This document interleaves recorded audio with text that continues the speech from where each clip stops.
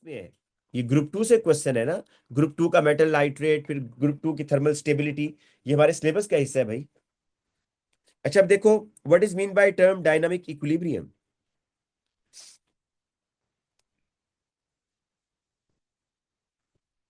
दो दो नंबर है बेटा, rate of forward reaction is equal to rate of backward reaction. बच्चों ये तो आप बचपन से पढ़ते आ रहे हो ना। पर एक और चीज भी लिखनी है, मैं आप लोगों को बताता हूं कि इक्विलिब्रियम का मतलब ये होता है कि concentration of reactant and product remains constant. ये बेटा आपने याद रखना है कि जो कंसंट्रेशन है रिएक्टेंट की और प्रोडक्ट की वो कांस्टेंट। बेटा मैं आप लोगों का जो चैटिंग वाला है वो फिलहाल अभी क्लोज कर रहा हूं, क्योंकि मेरा ज्यादा फोकस उधर चला जाता है, ठीक है। मैं भी आप लोगों के मैसेज नहीं पढ़ रहा। रेट ऑफ, क्योंकि मैं थोड़ा सा पहले क्वेश्चन करवाऊंगा उसके बाद देखूंगा। Rate of forward reaction is equal to rate of backward reaction, ये एक बात। दूसरी बात, आपने इक्विलिब्रियम को एक्सप्लेन करना है बच्चों। इक्विलिब्रियम क्या होगा बेटा? इक्विलिब्रियम क्या होता है? No change in the concentration of reactant and product and no change in concentration of reactants and products. ये दो नंबर आपको मिलेंगे जब भी डायनामिक इक्विलिब्रियम को एक्सप्लेन करना है। तो आपने बताना है rate of forward reaction rate of backward के इक्वल है, एक बात। और दूसरी बात, इक्विलिब्रियम को एक्सप्लेन करना है। डायनामिक और इक्विलिब्रियम, इक्विलिब्रियम का मतलब ये होता है कि अब जो रिएक्शन मिक्सचर है उसमें प्रोडक्ट मजीद नहीं बन रहा, रिएक्टेंट मजीद चेंज नहीं हो रहा, ठीक है। अब आ जाओ बेटा नेक्स्ट पार्ट पर।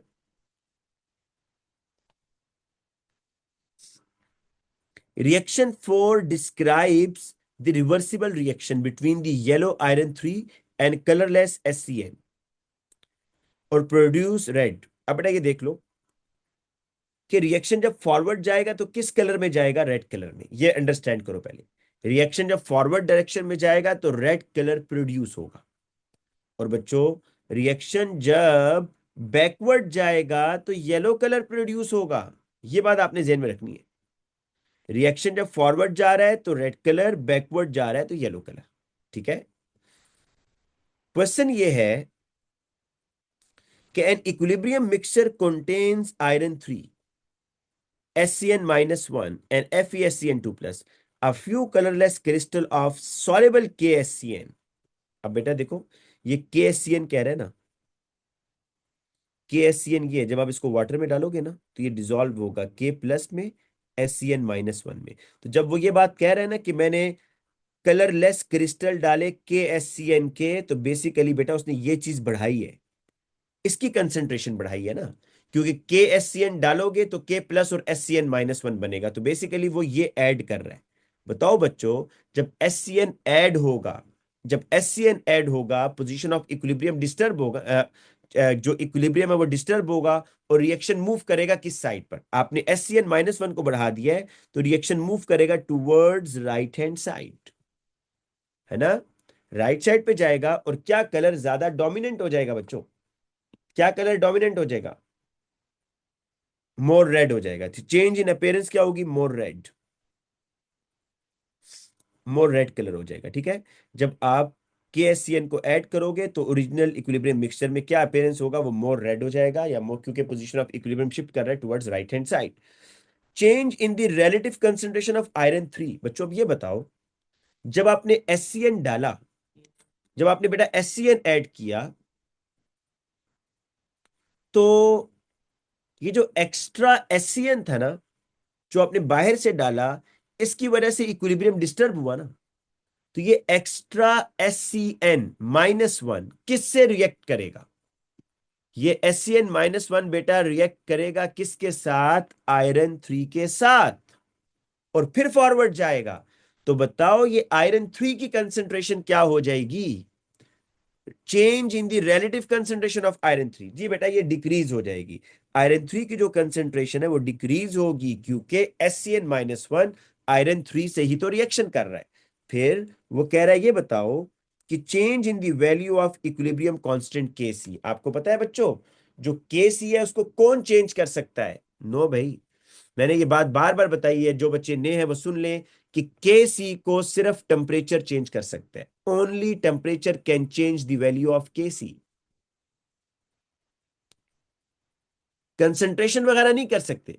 आपको लग रहा होगा ना कि सर ये फॉरवर्ड डायरेक्शन में जा रहा है, ज्यादा प्रोडक्ट बन रहा है, तो केसी भी तो बढ़ना चाहिए, ऐसा नहीं है। केपी भी बेटा, केपी भी ऐसे ही है। उसकी रीजन ये है बेटा, मैं आपको, केसी एक रेशो है, मतलब आप समझो, पहले अगर केसी इस तरह था ना, 4/2, तो क्या आंसर आ रहा था? 2 आ रहा है ना। तो अब ये एससीएन डालने के बाद पता है क्या हुआ होगा? केसी ये हो गया होगा 8/4, फिर आंसर 2 आ रहा है। तो केसी सेम रहेगा, केसी विल रिमेन सेम, ठीक है बच्चों। तो चेंज इन वैल्यू, नो बेटा, कोई चेंज नहीं होगी, केसी इज कांस्टेंट,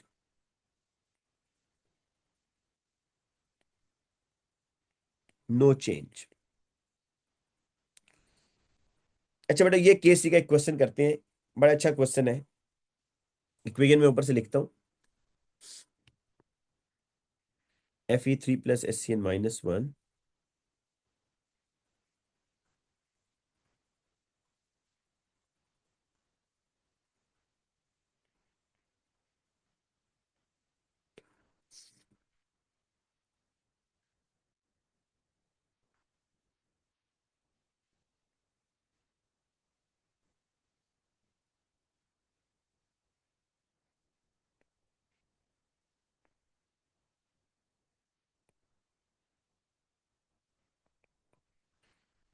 अच्छा बच्चों, अब जरा देखना इधर, वैसे जनरली हम जो ये टेबल बनाते हैं ना, वो इस तरह बनाते हैं, देखो, initial mole, change in mole, equilibrium mole और कंसंट्रेशन, है ना। वैसे इस तरह बनता है, लेकिन ये थोड़ा सा चेंज होगा, देखिए कैसे। क्वेश्चन पढ़ते हैं ना। एक तो उसने केसी का एक्सप्रेशन खुद लिख दिया है, बेटा कह रहा है कि 5.0 times 10⁻⁻5 mole of iron 3, iron 3 के मोल्स बता दिए, and 5.00 times 10⁻⁻5 mole of SCN-, इसके मोल भी बता दिए, ये है बेटा। इसके है 5.00 टाइम्स 10⁻⁻5, और इसके भी हैं 5.00 टाइम्स 10⁻⁻5। इनको ऐड कर रहा है बेटा, और इक्विलिब्रियम पर कह रहा है ये चले जाएंगे। Total volume is 25, total volume कितना है बेटा? 25 है एट इक्विलिब्रियम। अब बेटा एक बात सुनो, ऊपर जो उसने आपको रिएक्टेंट्स के बारे में बताया, वो क्या चीज बताई है? मोल बताए हैं। रिएक्टेंट्स के बारे में उसने आपको मोल बताए हैं। बेटा केपी को भी सिर्फ टेम्परेचर चेंज कर सकता है, only temperature can change the value of के सी एंड केपी, ठीक है। मेरी बात सुनो, ऊपर बेटा उसने आपको सिर्फ जो वैल्यूज बताई है वो मोल की बताई है, कि आयरन 3 के इतने मोल, SCN-1 के इतने मोल। लेकिन बच्चों नीचे अगर आप देखो, तो आपको उसने इक्विलिब्रियम पर जो FeSCN2+, वो उसने आपको मोल बताए या कंसेंट्रेशन बताई है, ये बताओ। इक्विलिब्रियम पर उसने आपको क्या बताया है? कंसेंट्रेशन बता दिए भाई, मोल नहीं है। तो अब आपको सेम करना है। क्या सेम करना है? या तो इस या तो इसको मोल में लेके जाओ, ताकि आपको बेटा, आपने एक रेशियो बनानी है ना, कि इनिशियल इतने और इक्विलिब्रियम मोल इतने। या तो इसको मोल में लेके जाओ, या ऊपर वालों को कंसेंट्रेशन में लेके जाओ, कोई एक काम करना है, ताकि भाई वैल्यूज तो सेम हो ना। नीचे उसने आपको बताया हुआ है मोल, नीचे उसने आपको बताया हुआ है बेटा कंसेंट्रेशन, ये ऊपर वो आपको बता रहा है मोल। तो आप इस तरह करो, आसानी पता है किस में है, कि आप कंसेंट्रेशन पे लेके चलो, आप initial concentration, change in concentration, और इक्विलिब्रियम पर क्या कंसेंट्रेशन आ रही है, बस इनके कंसेंट्रेशन निकालो, मुश्किल नहीं है। पता है क्या करना है? ये जो मोल्स है ये 25 में है ना, बस 1000 में निकाल लो, कंसेंट्रेशन आ जाएगी। इसी तरह बेटा ये जो आपको मोल्स नजर आ रहे हैं ना, ये 25 में है, बस आप 1000 में निकाल लो, you will get the concentration. Total volume is 25 ना। उसने जानकर इक्विलिब्रियम पर ना आपको कंसेंट्रेशन बता दिए, मोल नहीं बताया। वैसे जनरली वो ऐसे नहीं करता, इक्विलिब्रियम पर भी इस तरह ही बताते हैं कि भाई, कि FeSCN2+ के इतने मोल्स हैं, लेकिन यहां पर उसने कंसेंट्रेशन बताई हुई है। तो इसलिए आप ये करो भाई, कि सेम पहले रखो, इसके भी कंसेंट्रेशन निकालो। इन 25, ये 25 मोल्स है, 1000 में कितने होंगे, तो इस तरह निकालेंगे। देखो, कंसेंट्रेशन अगर निकालनी है ना आपने, तो आप बताओगे कि 25 क्यूबिक सेंटीमीटर के अंदर 5.00 टाइम्स 10⁻⁻5 मोल्स हैं। तो 1000 क्यूबिक सेंटीमीटर के अंदर एक्स मोल आ रहे हैं, तो x is equal to 1000 times 5.00 times 10⁻⁻5 divided by 25, ये करना है बच्चों, ताकि आपके पास कंसेंट्रेशन आ जाए ना। निकाले बेटा, शाबाश, जल्दी से।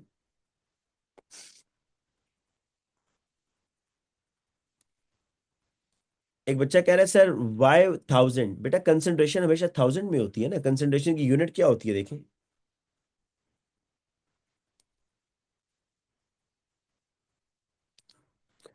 कंसंट्रेशन की यूनिट क्या होती है?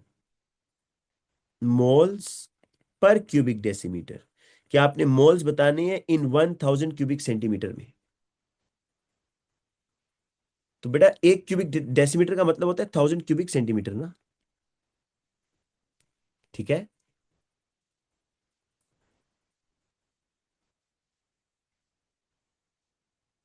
ठीक है बेटा। अच्छा अब बेटा देखो, आपके पास ये जो मोल्स हैं ये 25 में आ रहे थे, 1000 में कितने आएंगे? 1000 में जो मोल्स होते हैं वो कंसंट्रेशन होती है। ये बात याद क्यों नहीं कर लेते भाई, कि जब भी आप 1000 क्यूबिक सेंटीमीटर में मोल निकालते हो तो वो कंसंट्रेशन होती है। तो आपके पास बेटा मोल्स आ रहे हैं 0.002, उसके भी इतने ही आएंगे ना बेटा।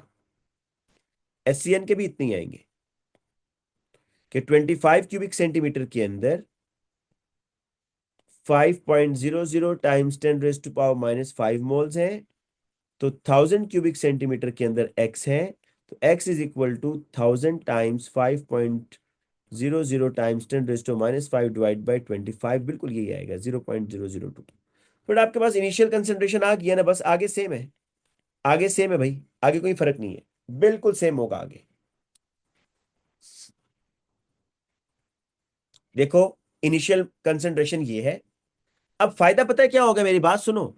वो जो आप आखिर में नहीं करते थे कि अब जी कंसेंट्रेशन निकालनी है वॉल्यूम से डिवाइड करें, वो नहीं करना। अब वॉल्यूम से डिवाइड करने की जरूरत नहीं है, वो आपने कर दिया कंसेंट्रेशन। अब आप कंसेंट्रेशन के साथ वर्किंग कर रहे हो, मोल के साथ नहीं कर रहे। तो ये 0.02 और 0.02 ये इनिशियल कंसेंट्रेशन है। बट इक्विलिब्रियम पर क्या कंसेंट्रेशन है ये लिखी हुई है, देखो। ये इक्विलिब्रियम पर कंसेंट्रेशन है, इसको नोट करो क्या है। 4.23 टाइम्स 10⁻⁴। अब सुनो भाई, रेशो कैसे बनाते हैं। आप इसको ऐसे सोचा करो कि भाई ए, अगर इक्वेशन को देखो ना, कि 1 मोल FeSCN2+ बनेगा, तो 1 मोल ये यूज होगा। या 1 मोल अगर FeSCN2+ बनेगा तो 1 मोल आयरन 3 यूज होगा। 1:1 रेशियो का ये मतलब है ना कि जितना ये बनेगा उतना ये यूज होगा। ठीक है। तो अब बेटा आपके पास FeSCN2+ इतना बना है, इतना कितना 4.23, तो यूज कितना होगा? इतना होगा 4.23 टाइम्स 10⁻⁴। और 1:1 रेशियो है, ये भी इतना यूज होगा 4.23 टाइम्स 10⁻⁴। अब बेटा आप इसको डिवाइड माइनस कर दो, 0.02 में से ये निकाल दो, 0.02 में से ये निकाल दो बेटा, शाबाश। 0.002 माइनस 0.000423। क्या आंसर आ रहा है बेटा? हाँ, 0.001577, यहां भी इतना ही आएगा 0.001577। बेटा ये जो वैल्यूज आएंगे बस इसको केसी के एक्सप्रेशन में डालो, you will get the answer भाई, you will get the answer. KC is equal to, कोई स्केयर वगैरह नहीं लेना बेटा, बस ये वैल्यू मैं लिख रहा हूं 4.23 टाइम्स 10⁻⁴ और 0.001577। स्केयर ले लो बेशक इसका 0.001577। जी बेटा इसको जरा सॉल्व करें, शाबाश, क्या आंसर आ रहा है? हरी अब जल्दी से सॉल्व करें बच्चों, बताएं क्या आंसर आ रहा है। 170 बिल्कुल ठीक आंसर आ रहा है, माशाल्लाह से बेटा, गुड। यूनिट भी बताएं भाई, यूनिट। देखो एक स्क्वायर ब्रैकेट एक से कट गई, तो एक बची हुई है बस, तो मोल -1 DM+3। बड़ा इसमें आपको टेक्निक समझ आ गई है कि वो क्या चीज चाह रहा है, वो उसने क्या चालाकी की है, ये समझ आ गई है कि वैसे हम इनिशियली क्या यूज करते हैं, इनिशियल मोल और इक्विलिब्रियम मोल्स गिवन होते हैं, लेकिन इस दफा उसने क्या किया है यहां पर, इक्विलिब्रियम मोल नहीं दिए, इक्विलिब्रियम कंसंट्रेशन दे दिए। फिर या एक और काम कर लो, एक और काम करके देख लो अगर ये मुश्किल लगता है। उसने कंसंट्रेशन दिया ना, आप इसको फिर मोल में कन्वर्ट करो भाई, कि 1000 क्यूबिक सेंटीमीटर में इतने मोल है, 25 में कितने होंगे, फिर वो मोल यहां लिखो, फिर इन्हीं के साथ जा सकते हो आप।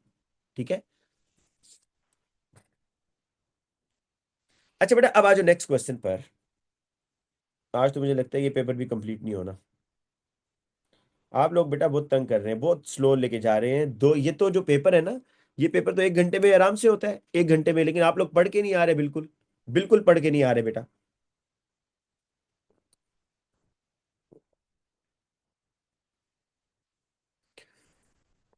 Determine the full electronic configuration of iron 3। बेटा, जब भी ट्रांजिशन मेटल की इलेक्ट्रॉनिक कॉन्फ़िगरेशन करनी है तो डायरेक्ट नहीं करनी, पहले एटम की करो। उसकी रीजन बता देता हूँ अभी क्यों। आयरन है 26 ना, 1s2, 2s2, 2p6, 3s2, 3p6, 4s2, 3d6। बेटा, आपने आयरन की इलेक्ट्रॉनिक कॉन्फ़िगरेशन करनी है। याद रखिएगा, when transition metal form ions, 4s electrons are lost first. पहले 4s से इलेक्ट्रॉन निकालो, फिर 3d से निकालो। 3 इलेक्ट्रॉन रिमूव करने, 2 4s से, एक 3d से। तो आपके पास क्या बनेगा? 1s2, 2s2, 2p6, 3s2, 3p6, 4s0 हो गया बेटा, 3d5 हो गया। ये हो गया।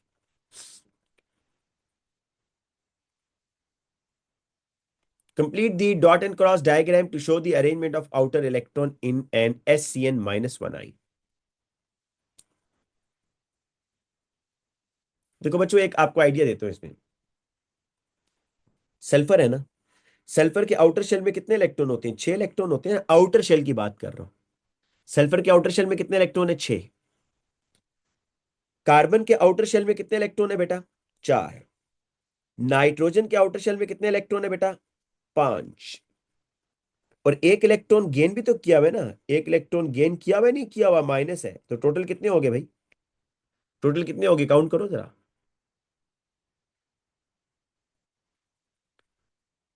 16। आपने इसमें 16 इलेक्ट्रॉन पूरे करने हैं। आउटर शेल में बनानी है ना, टोटल 16 इलेक्ट्रॉन पूरे करने हैं। एक चीज तो ये है। दूसरी बात सुनो बच्चों, पहले आप थोड़ा सा खुद सोच लिया करो कि कार्बन 4 बॉन्ड बनाता है, नाइट्रोजन 3 बॉन्ड बनाता है, सल्फर 2 भी बनाता है, 4 भी बनाता है, 6 भी बनाता है। सल्फर के पास बहुत वैरायटी है। इस तरह करो, अगर ये वर्किंग पहले आप अपने माइंड में कर रहे हो ऐसे, ठीक है?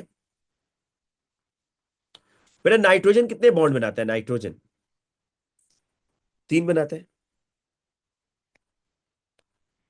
अब अगर आप देखो कि ये नाइट्रोजन के इलेक्ट्रॉन 1 2 3 और ये 4 5, अगर ऐसे कर लो, 1 2 3 4 5। कार्बन के इलेक्ट्रॉन देखना बेटा, 1 2 3 4, 1 2 3 4।